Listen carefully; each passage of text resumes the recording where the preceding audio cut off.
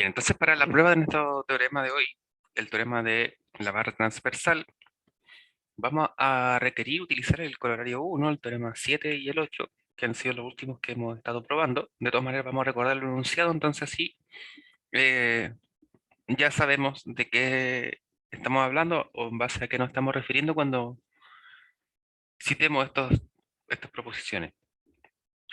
Entonces recordemos que el corolario 1 nos decía que la semirrecta que tiene origen, su origen en el vértice del ángulo, un ángulo no nulo y no llano, y un punto interior de dicho ángulo, la semirrecta está contenida en el interior del ángulo, ¿cierto?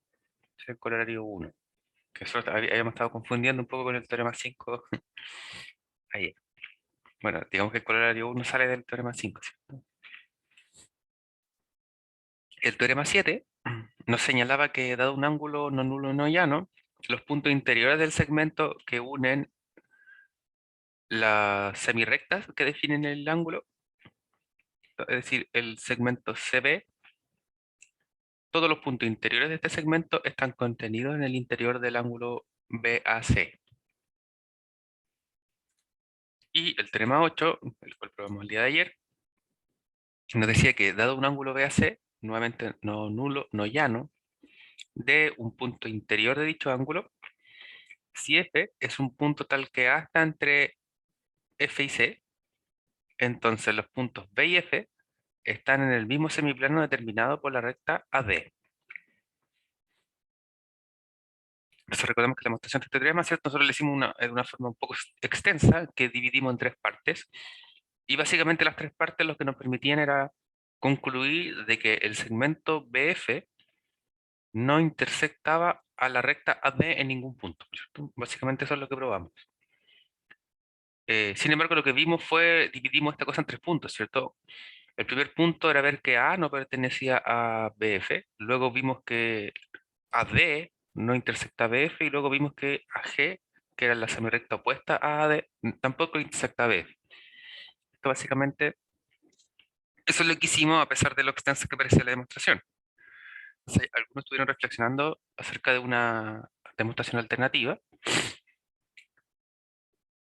Sin embargo, ¿cierto? No pudimos ir un poquito más lejos, eh, dado que siempre volvíamos al inicio. Es decir, siempre nos faltaba demostrar lo que había que demostrar, básicamente, ¿ya? A pesar de que uno avanzaba algo, ¿cierto? Bueno, hablamos acerca del corolario de 2 también, ¿cierto? Recordemos que el corolario de 2 quedó de tarea, está en la guía también, así que, y bueno, lo discutimos, faltaba formalizarlo, ¿no? El corolario de 2 nos decía que el ángulo BAC no nulo no llano de un punto interior de dicho ángulo. Si F es un punto tal que A está entre F y C, entonces la semirrecta AB estaba en el interior del ángulo FAD. Entonces uno podría para este corolario 2 usar el dibujo anterior, ¿cierto?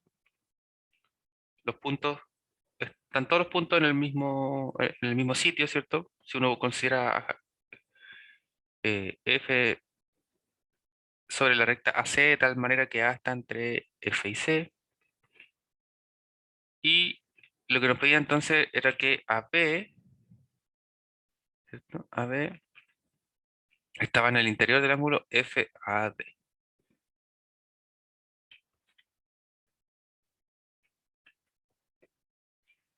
Y el teorema de la barra transversal, que era lo que habíamos quedado el día de hoy, nos decía que dado D un punto en el interior de un ángulo BAC, nuevamente pensando en un ángulo que no es nulo ni llano, tenemos el ángulo BAC, D en el interior, entonces la recta AD intersecta al segmento BC. Eso es lo que debemos probar.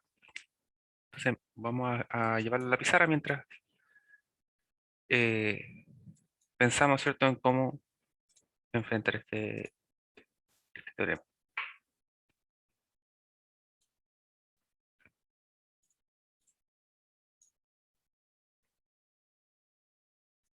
Entonces retomamos. Lo que queremos probar entonces es que, dado el ángulo BAC, de un punto en el interior del ángulo BAC, la recta AD, es decir, toda la extensión de la recta AD intersecta a BC, donde BC, recordemos que es el segmento que une las semirrectas que definen el ángulo BAC. Entonces recordemos también que al inicio de la clase recordamos o volvemos a leer el enunciado de las propiedades que parecían muy útiles para este teorema, ¿cierto? Que era el 7, el 8 como teoremas, y el corolario 1. Entonces, recordando, el corolario 1 nos decía que si tenemos el ángulo BAC, tenemos de un punto al interior del ángulo, la semirrecta con origen en el vértice del ángulo, es decir, la semirrecta AD, que estaba contenida en el interior del ángulo, ¿cierto? Ese era el corolario 1. Mientras que el teorema 7 y el último, ¿cierto?, no iban a servir para, bueno, el último teorema que vimos, ¿cierto? El 8, nos decía que, bueno, en el método de prueba que nosotros vimos, básicamente nos decía que el segmento BF o FB no intersecta a AD, ¿cierto? A AD. Y el 7 refería respecto a esto, ¿cierto? Que si tenemos BC como segmento, AD al interior del ángulo también, entonces esta cosa se intersectaba, ¿cierto? Bueno, eso es lo que tenemos que ver. Eso es lo que tenemos que ver hoy día, es el nuevo. El 7, ya. Nos dice que todos los puntos del segmento que los une, perdón, que todos los puntos del segmento BC, los puntos interiores del segmento BC, están contenidos en el interior del ángulo. Básicamente eso. Lo que queremos probar es que AD intersecta a BC.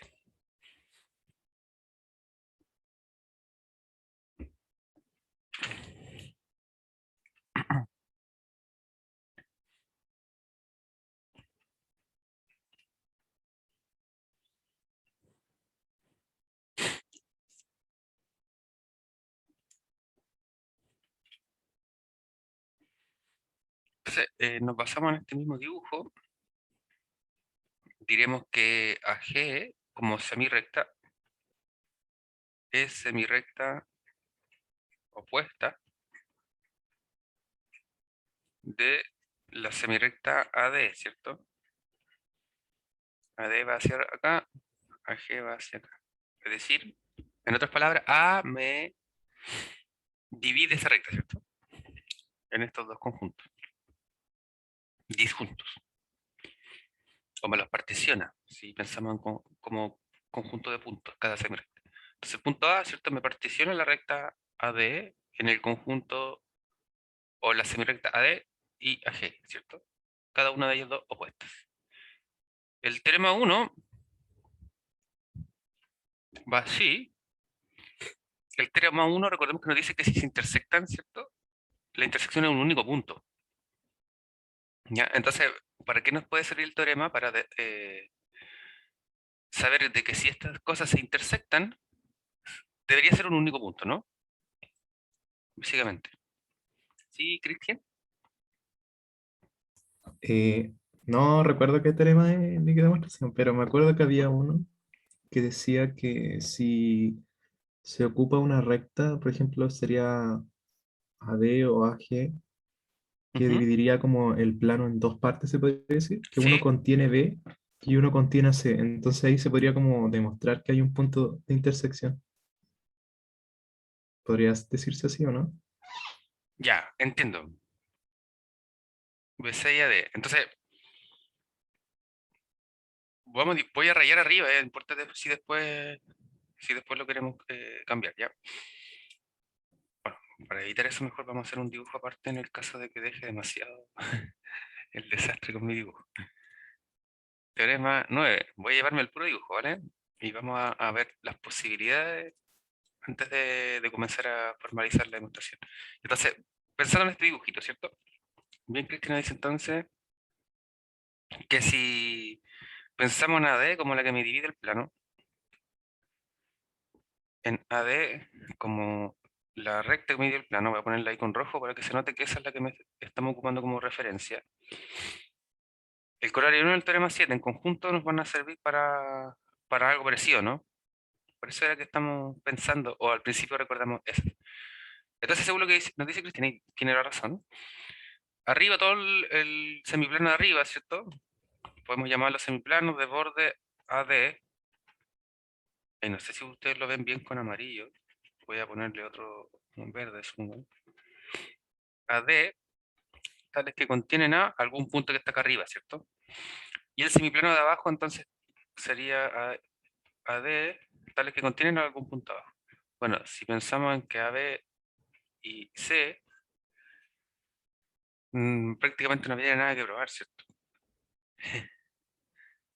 Porque si fuese así, sabemos que al intersectar, digamos, el segmento que une BC, por definición de semiplanos opuestos, ¿cierto? Debe intersectar a la recta que divide el plano en un punto. Ya, y para eso el axioma de separación del plano justamente nos decía eso. Vamos a volver al axioma de separación del plano. Este. Entonces, leámoslo completamente. Y el dibujito, si usted nos dice, entre comillas, el torpedo. Entonces, cada recta que está contenida en un plano, en nuestro caso estamos pensando en L como AD, ¿cierto? En nuestro dibujo. Divide los puntos del plano que no le pertenecen en dos conjuntos no vacíos, de tal manera que dos puntos cualquiera de conjuntos diferentes terminan en un segmento que contiene algún punto de la recta. ¿Ya? Entonces, en el fondo aquí lo que estamos diciendo es que si pensamos en B acá arriba, ¿cierto?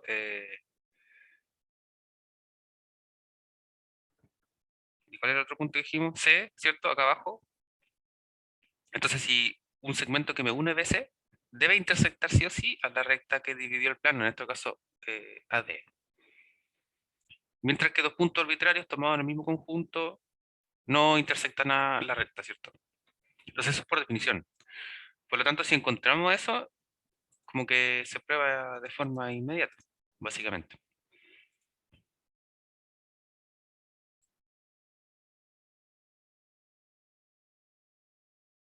Ahora, bueno, esto tiene sentido, ¿cierto? Esto tiene sentido. Lo que hay que probar en el fondo es que los semiplanos son distintos entonces, ¿cierto? O que la intersección entre esos dos semiplanos es vacía. Entonces, ¿cómo puedo juntar o relacionar B respecto de C? De alguna forma. De tal manera, de tal manera de concluir, en otras palabras, en base a esta observación, que el semiplano de acá abajo es equivalente al semiplano de borde AB, tales que no contienen AB, ¿cierto? Eso es lo que uno quisiese ver. Porque si llegamos a eso, ya sabemos entonces que la intersección entre estos dos es vacía. Y por lo tanto, ahí sí o sí debería... eh, bueno, eso me asegura, ¿cierto? Mediante la axioma de separación del plano, de que se intersecta con la recta que divide el plano. Entonces, básicamente el ejercicio se reduciría a esto, a ver que el semiplano de acá es el mismo, que no contiene AB. Esa sería una de las formas. Ahora habría que buscar cómo lograr eso. Sí. Vamos a dejar este dibujo por ahí por si acaso, mientras se les va ocurriendo algo. Si no, lo que yo sugiero es utilizar reducción al absurdo. Entonces, según el enunciado, nosotros vamos a suponer que sí se intersectan. O sea, perdón, al revés, ¿cierto? Que no se intersectan. Lo que hay que probar es que se intersectan. Vamos a suponer que no hay intersección. Y en algún momento vamos a tener que contradecirnos respecto de algo.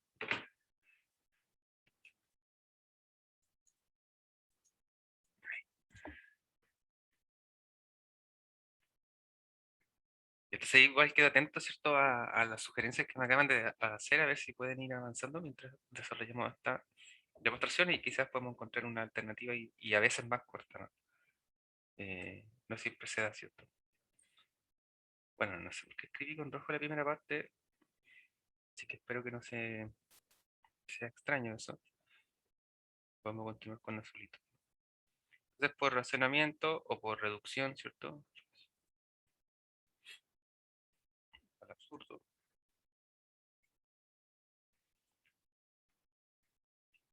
Supondremos Lo contrario, ¿cierto? Es decir, que la intersección entre AD y BC es vacía, que no hay intersección.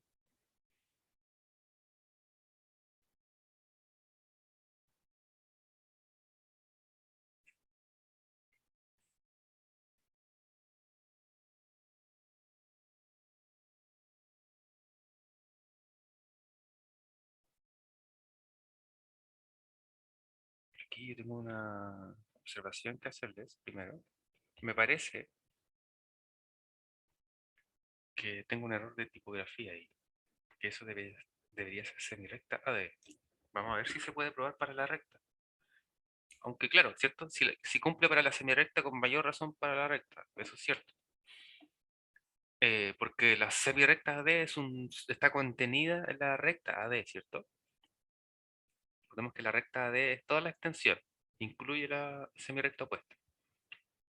¿Ya? Entonces voy a poner ahí que la semirecta está contenida en la recta. Entonces, como observación es que cumple para la semirecta, que es el subconjunto más pequeño de la recta.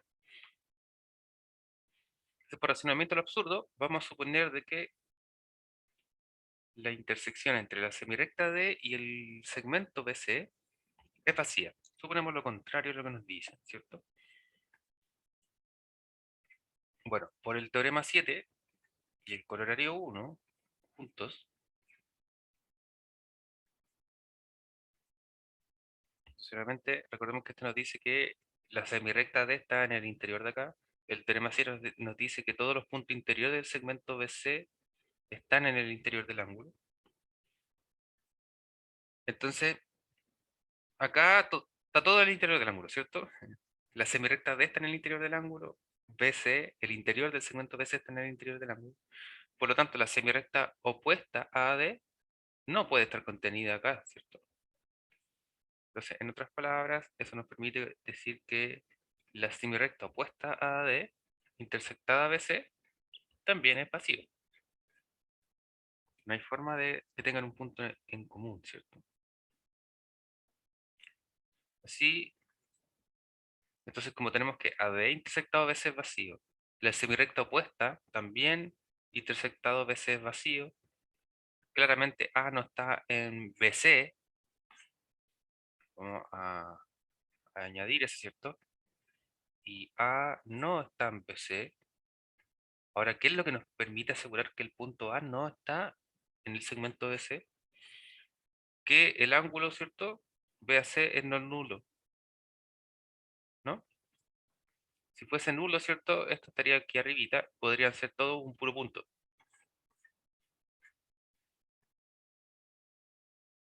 Vamos a poner aquí, pues BAC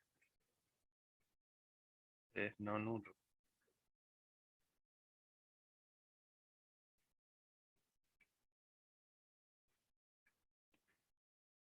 Entonces, ¿cierto?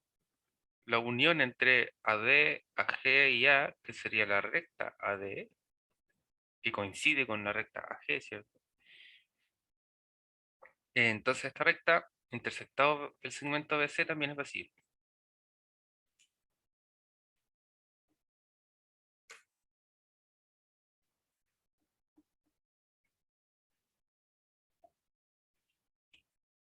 Por axioma de separación del plano,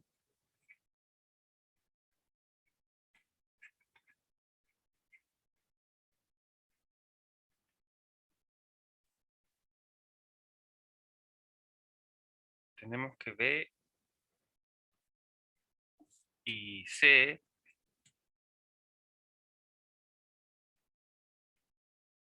están en el mismo semiplano. Entonces, si se dan cuenta, estamos haciendo prácticamente lo mismo que dijo Cristian, ¿no? Solo que nosotros, como por absurdo, hemos supuesto lo contrario, ¿cierto? Si no existe intersección, por axioma de separación del plano, me dice que si el segmento que une estos dos puntos, ¿cierto? No intersecta la recta, la cual estamos considerando que divide el plano, entonces B y C están de un mismo semiplano, ¿cierto? Entonces, como nosotros hemos supuesto eso, nos permite decir que B y C están en el mismo semiplano. respecto a la recta que lo divide, ¿cierto? Respecto, en este caso, de la recta AD.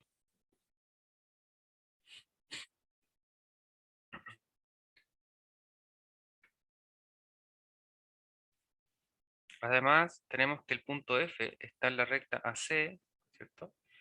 Eh, Tal que A está entre F y C, ¿cierto? Ponemos aquí arribita. Entonces, F lo consideramos sobre la recta AC, tal que A está entre F y C, tal como lo enunció en los teoremas anteriores, ¿cierto? Tal que A está entre F y C, por lo tanto, el segmento FB intersectado a la recta AD es vacío, ¿cierto? Porque BF no intersecta AD. Y esto es lo que probamos, vamos a decir aquí, ahí. Lo que nos permite asegurar esto, ¿cierto? Es el teorema 8, el teorema de la clase anterior. Nos decía que F y B están en el mismo semiplano respecto de AD, ¿cierto? Recordemos que si estaban en el mismo semiplano, significaba que el segmento que los une no intersecta la recta AD. Entonces el teorema 8 nos permite asegurar eso. Y si esta cosa, bueno, estamos usando el enunciado al revés, ¿cierto? Si esta sección es vacía, significa que F y B están en un mismo semiplano, ¿cierto? Sí, así F y B están en un mismo semiplano respecto de la recta AD.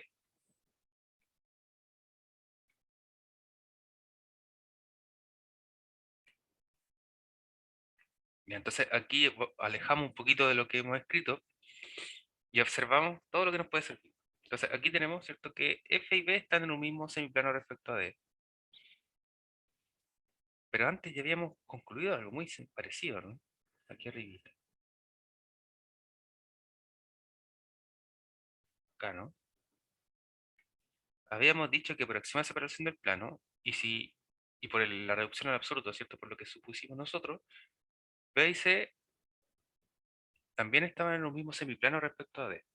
Entonces, si B y C están en un mismo semiplano respecto a la recta D, F y B están en un mismo semiplano respecto a la misma recta, significa que entonces puedo relacionar C y F, ¿cierto? C y F entonces están en los mismos semiplanos también.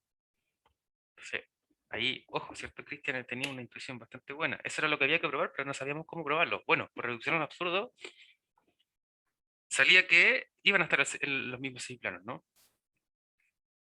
O, o bien dicho, ¿cierto? Probablemente desde aquí en adelante, si uno no reduce el absurdo, prueba eso, por método directo. Nosotros como supusimos lo contrario, ¿cierto? Llegamos a esta conclusión, podemos decir entonces que F y C están en un mismo semiplano, sin embargo, vamos a contradecir algo, ¿no? Vamos a contradecir esta línea, ¿cierto? Porque F está tomado en la recta AC. A está entre F y C.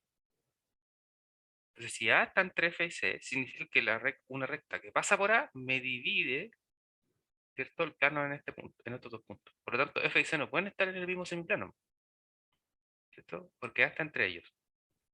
Es decir, que una recta que pasa por A me va a separar esos dos conjuntos en el que pertenecen F y C, respectivamente. Entonces, de lo amarillito, claro, exactamente. De lo amarillito, entonces,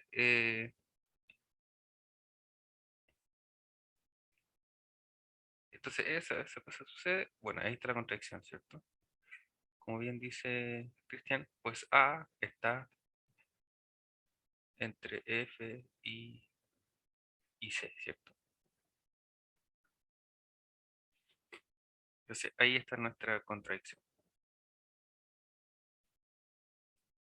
No, bueno, quizás me adelanté un poquito, ¿cierto? Solo marcamos con amarillo, lo dije verbalmente, pero no escribí. Entonces, si B y C están en el mismo semiplano, F y B, ¿cierto? Luego, F y C, lo mismo, ¿cierto? Están en el mismo semiplano, entonces te lo voy a copiar respecto de la recta D. Ya, y ahí sí contradecimos, ¿cierto? Esto contradice el hecho de que A está entre F y C. Recordemos que no se puede dar más de una situación, ¿cierto? El axioma 2.3, entre 2.2 y 2.3 nos señalaba de que se podía dar solo una de esas relaciones. Si A está entre F y C, no puede pasar otra de las. No puede ser que F esté entre medio de A y C, ni que C esté entre A y F, ¿no? Bueno, entonces, llegamos a una contradicción, por lo tanto, no debemos suponer lo que hemos supuesto, ¿no? Entonces concluimos que la intersección no puede ser vacía, lo que prueba nuestro enunciado. Bien, entonces, el razonamiento, ¿cierto? Ahí expresado anteriormente estaba bien, ¿no? Entonces vamos a solo borrar el dibujo.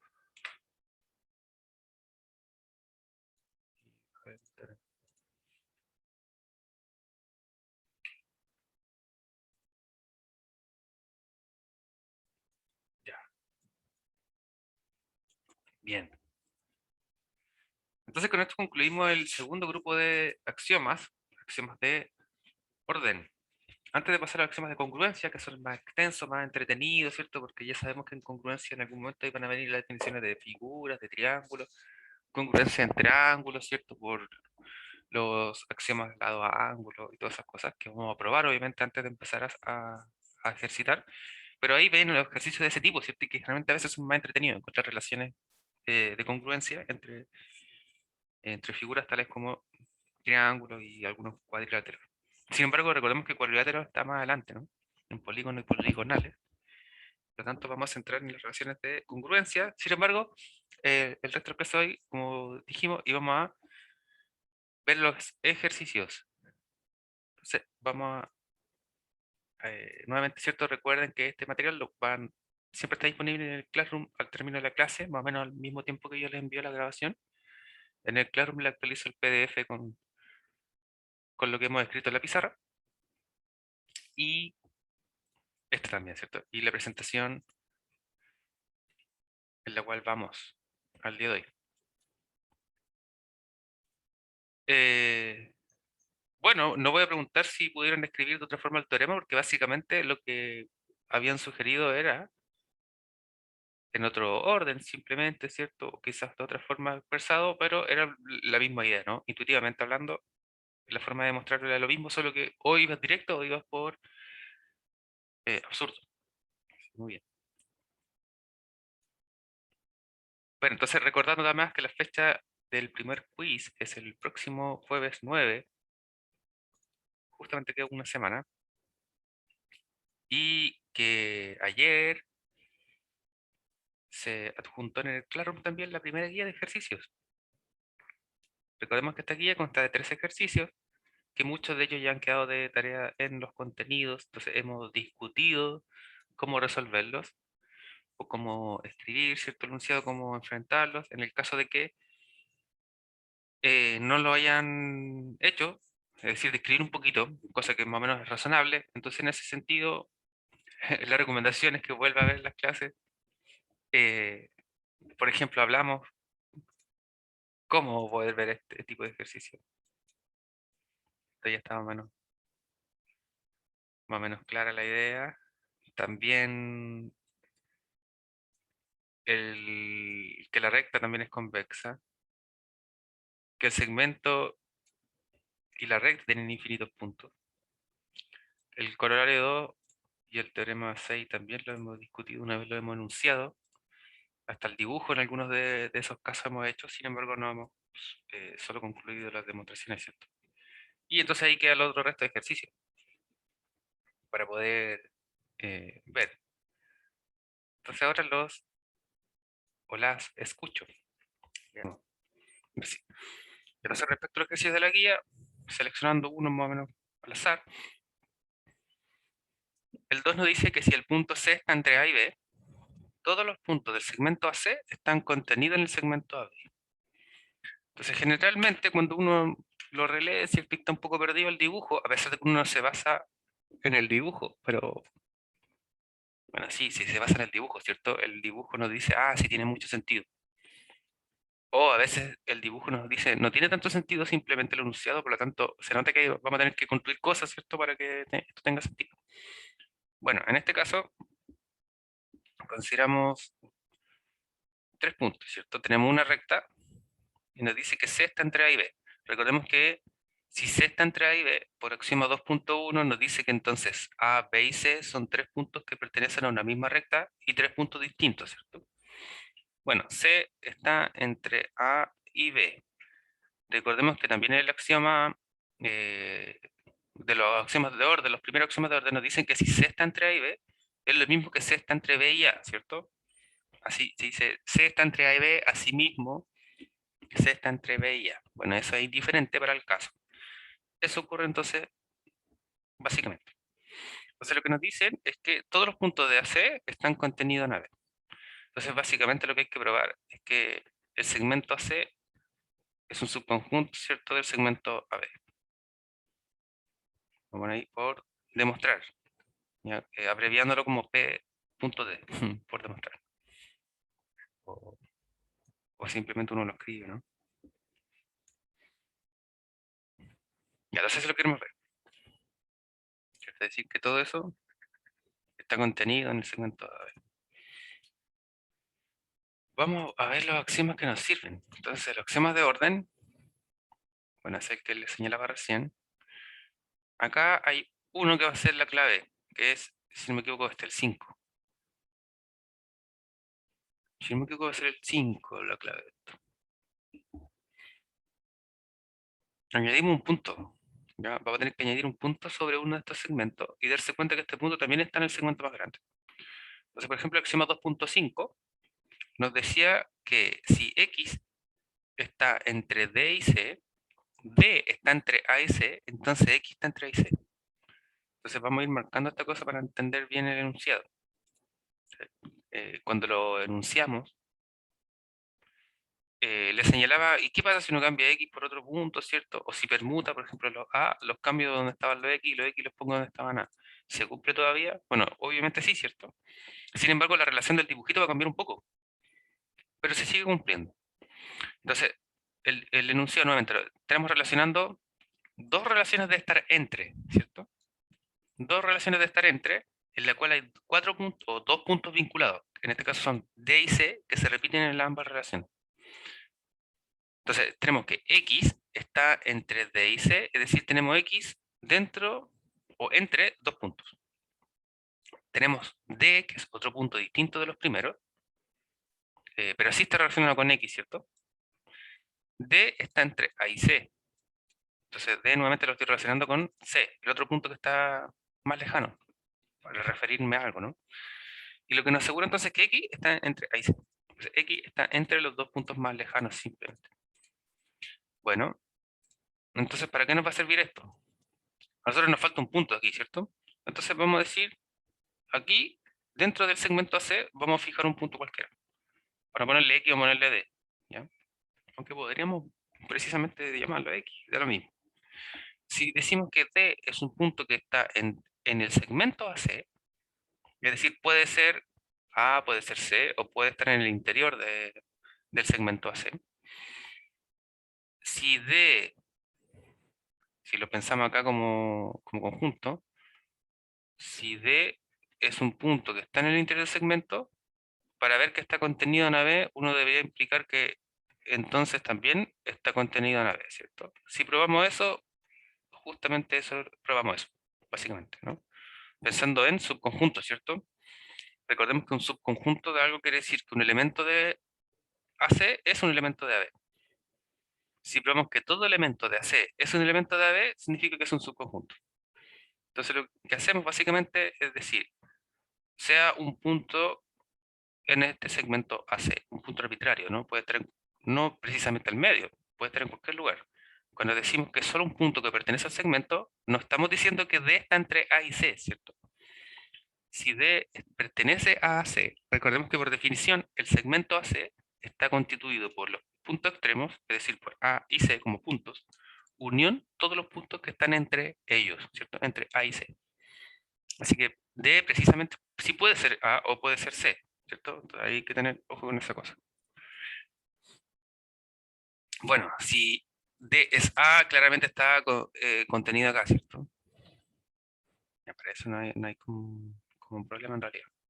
Y si D es C, también está en AB, ¿cierto? ¿Por qué? Porque C nos dicen que está en AB. Así que si D es igual a cualquiera de los dos puntos extremos, esa cosa se va a cumplir claramente. Entonces ahí se reduce el ejercicio a ver qué ocurre si está en el interior del segmento AC, ¿cierto? Ya, entonces ahora que más o menos tenemos la idea de acerca de eso,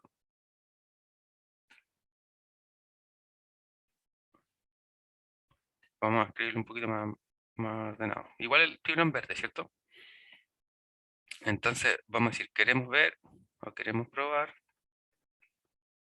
que dado un punto, nosotros que le llamamos D en AC, implica entonces que D también pertenece a B, ¿cierto? Ya, como con azul entonces. Si D está en AC, entonces las posibilidades, como dijimos, son que D sea igual a A o bien que D sea B, perdón, C, ¿cierto? Y el otro caso es que D esté en el interior, ¿cierto? Del segmento AC.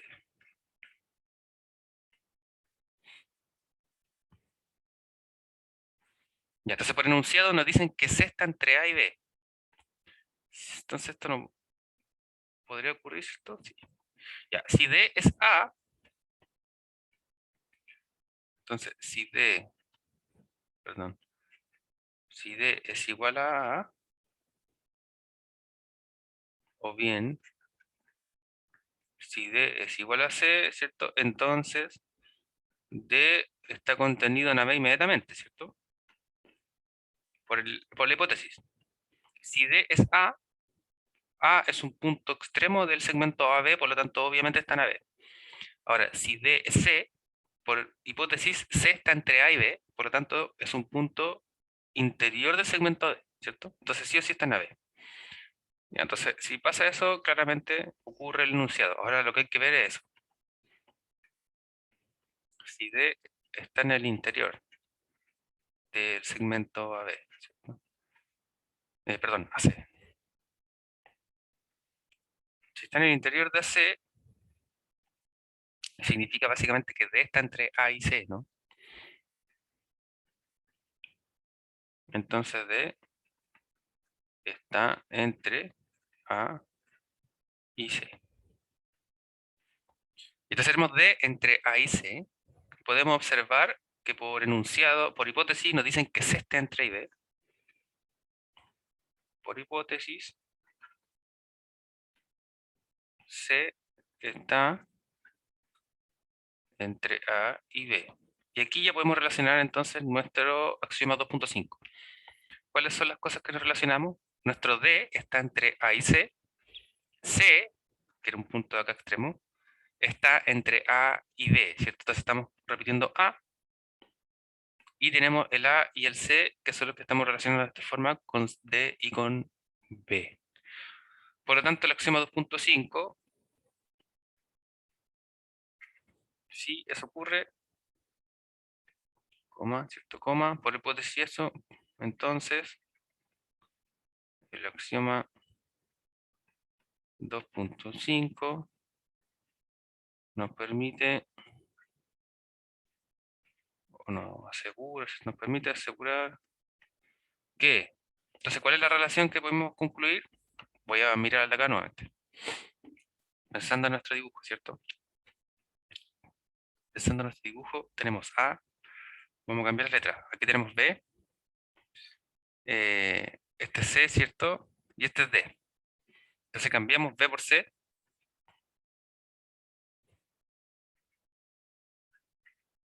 Cambiamos X por C. Eh,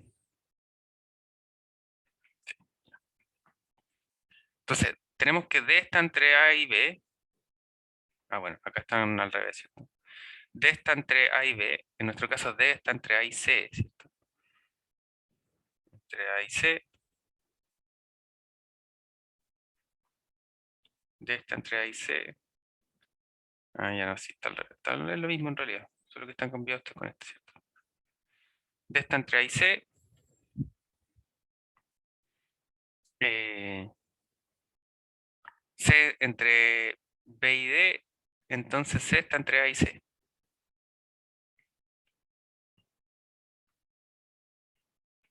Entonces aquí lo borramos, ¿cierto? X está entre D y C. En nuestro caso acá tenemos, acá es D, y que nosotros lo tenemos entre AC, ¿cierto? AC.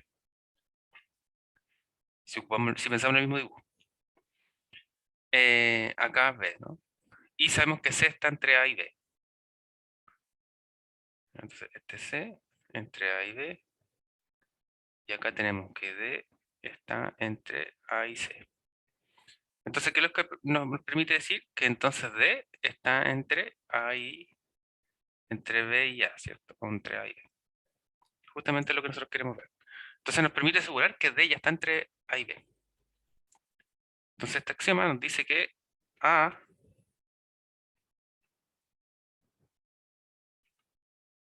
van a ver que D, perdón,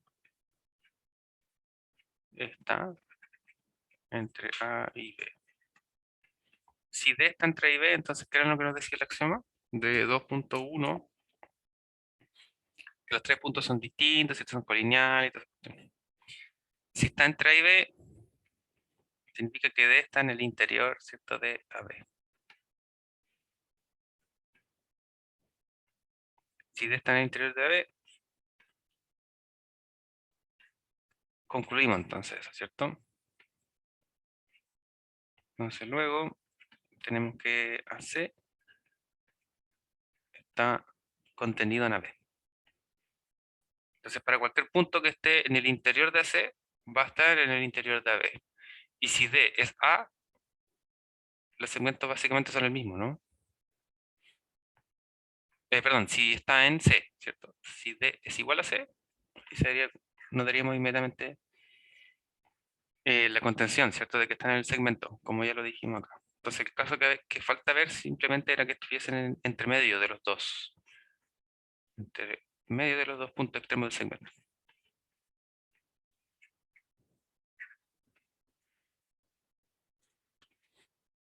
Bien, entonces hicimos el 2.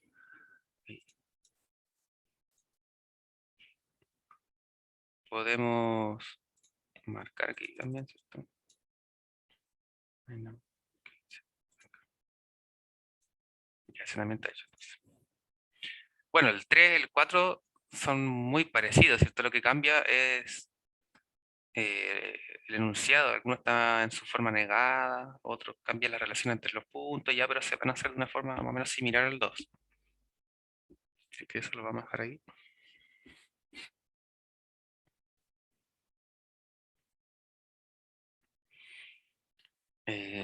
A ver qué otro tipo de ejercicios tenemos por aquí. Alguno que tenga interesante. Ah, mira, podemos formalizar el del el 11, el 10, digo.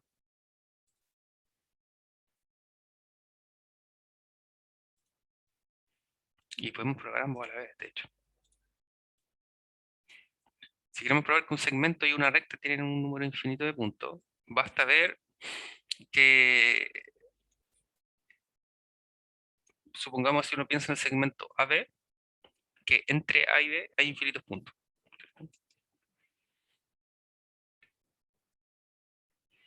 Entonces, si consideramos el segmento AB,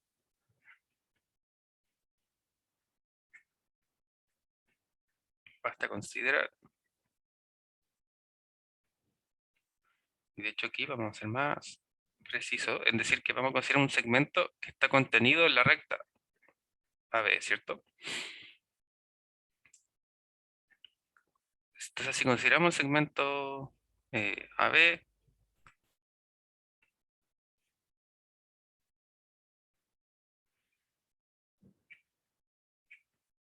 basta demostrar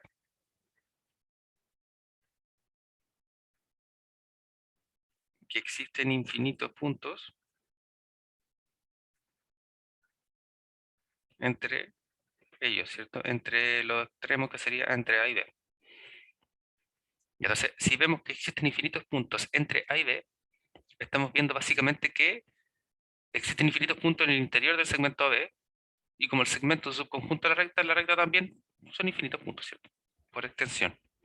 Entonces, vamos a reducir este problema a ver que entre dos puntos existen infinitos puntos, utilizando los axiomas de incidencia principalmente. Demostración, ¿cierto?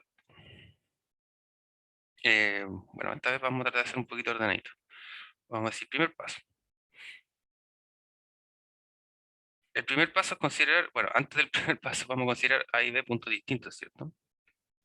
Infinitos puntos entre A y B, coma, puntos distintos, ¿cierto? Porque si A y B son el mismo punto, estamos pensando inmediatamente en segmentos nulos, ¿cierto? Y ahí el caso no verifica.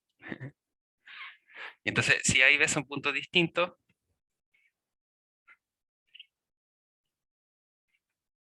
tenemos por, ahí le dije axioma de incidencia, el axioma de orden, ¿cierto? Son los que nos aseguran que solo uno está entre medio de los otros dos y todo eso. Entonces, ese es el que vamos a usar reiteradamente. Entonces, para el axioma 2.2, existe al menos un punto entre ellos. Existe al menos un punto, el cual vamos a llamar C,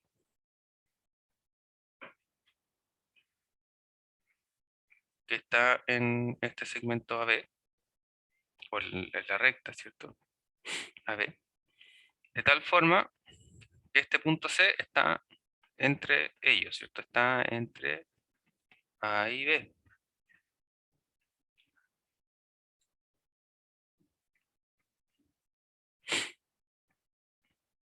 El axioma 2.1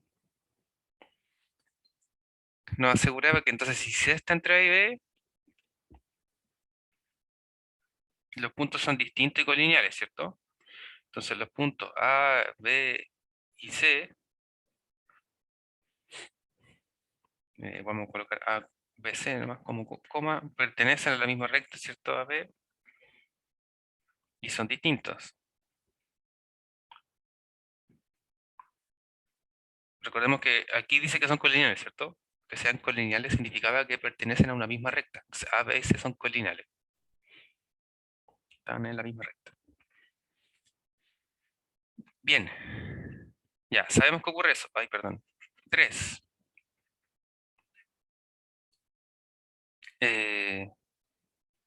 Podemos pensar en otro, ¿no? Podemos pensar en otro punto, ¿sí? Podemos reiterar el 2, el 1, ¿cierto? Pero en vez de llamar C, podemos llamar a otro punto que está entre A y C, por ejemplo. Entonces, básicamente, ¿qué es lo que uno va haciendo? Vamos a dibujar aquí, después vamos a borrar nuevamente. Ya, partimos con AB, ¿cierto? Partimos con AB. Dijimos que existe un punto que está entre medio, C. Da lo mismo dónde, pero vamos a pensar que está en medio siempre. Ya. Esto me genera un nuevo segmento, ¿cierto? El segmento AC. Da lo mismo si está más allá, ¿cierto? Más acá.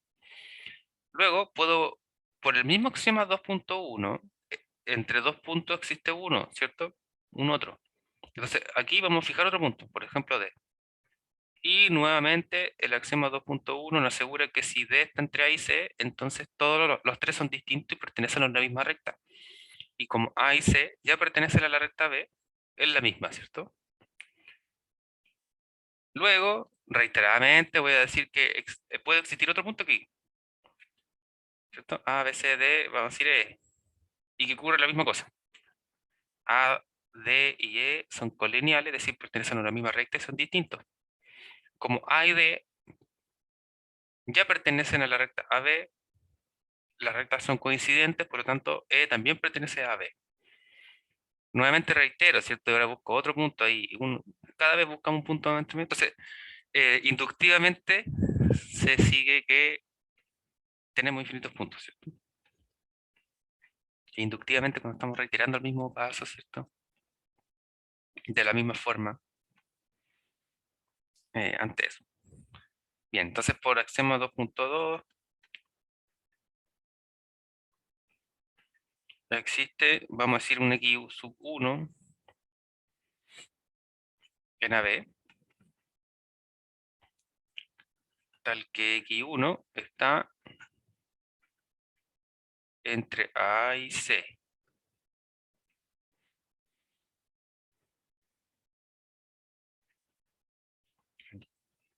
Cuarto paso.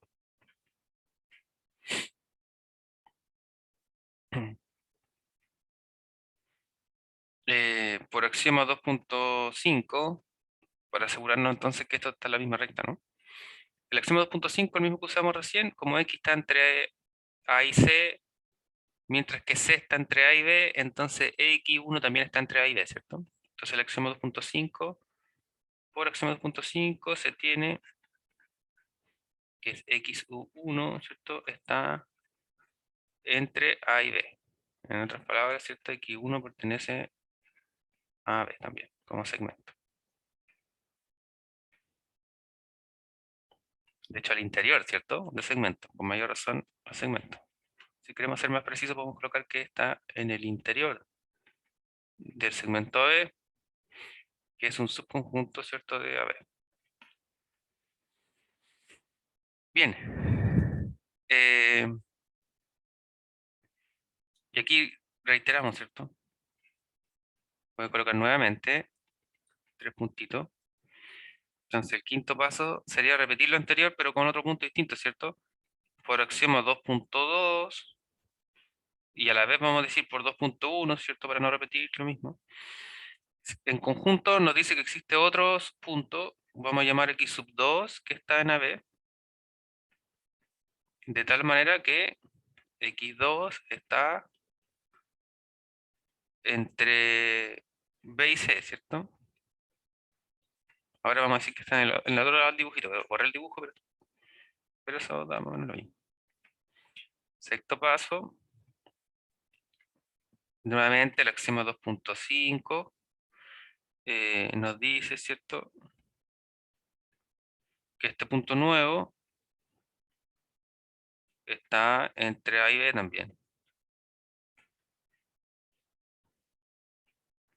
Entonces, nuevamente significa que x2 está en el interior de AB, que es un subconjunto de segmento B.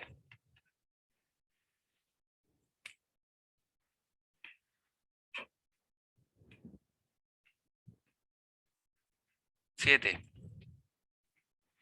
C, x1 y x2, ¿cierto? Todos estos puntos que hemos ido creando son puntos distintos, que nos asegura que son puntos distintos y el axioma 2.1, ¿cierto? Que si uno está entre los otros dos, entonces son distintos y son colineales. Entonces son puntos distintos entre A y B. Y luego, ¿cierto? Reiteramos el paso 5, el 6 y el 7 con los nuevos puntos. Luego volvemos al 2, al 6, ¿cierto? Entonces, inductivamente, para no continuar eso infinitamente, ¿cierto? Uno señala que inductivamente o reiteradamente, ¿cierto? Que se sigue por 2.2, 2.1 y 2.5, que existen infinitos puntos entre A y B, ¿cierto? Es decir, tenemos infinitos puntos en AB, en el segmento B. Y si ocurre eso, como ya dijimos acá arribita, como el segmento es un subconjunto de la recta, Entonces, el segmento y la recta, determinados por estos puntos A y B, tienen infinito número de puntos.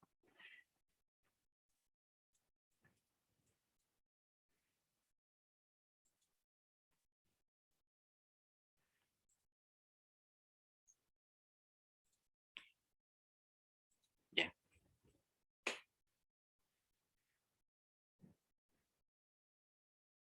Entonces, sí, el día está hecho también.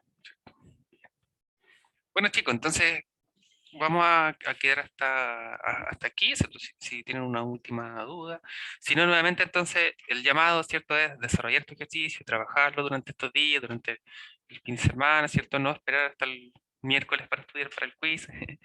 Eh, en el caso, como dije, de que usted lo resuelva, esté inseguro o esté seguro, quiera comprobar su desarrollo, saque una fotito, la envía al correo, ¿cierto? Para pedir una rápida corrección o algunos comentarios respecto de su desarrollo y así contribuir a su mejora, a su redacción previo de la primera evaluación quiz 1 del próximo jueves 9 de septiembre. Que, por cierto, contendrá ejercicios de tipo, ¿cierto? De la guía 1, o muy parecidos a los de la guía 1 en el caso de eso.